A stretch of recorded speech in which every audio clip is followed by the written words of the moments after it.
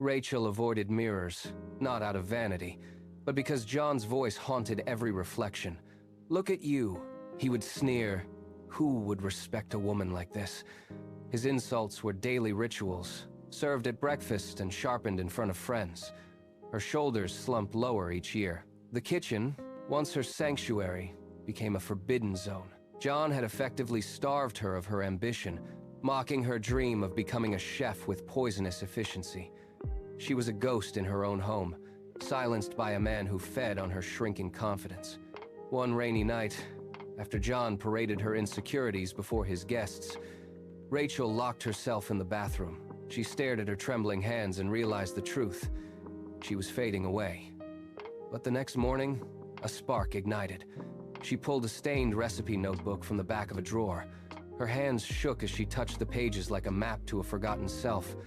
This was not just paper and ink, it was her soul, waiting to be reclaimed. She would no longer be a spectator in her own life. She began small, preparing lunches for office workers. Then came the dessert boxes, and finally, the videos. The internet embraced her raw, unapologetic joy. Within 2 years, Rachael transformed her kitchen into the city's most beloved catering empire. Millions watched her cook, not because she was perfect, but because she was real. Women wrote to her, claiming she restored their dignity.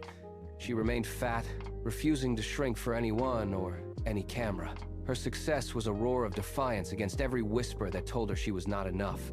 She was no longer hiding. She was leading a revolution of flavor and self-love.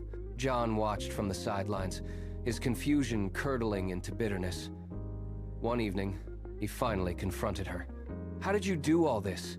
he asked, his voice small. Rachael did not flinch.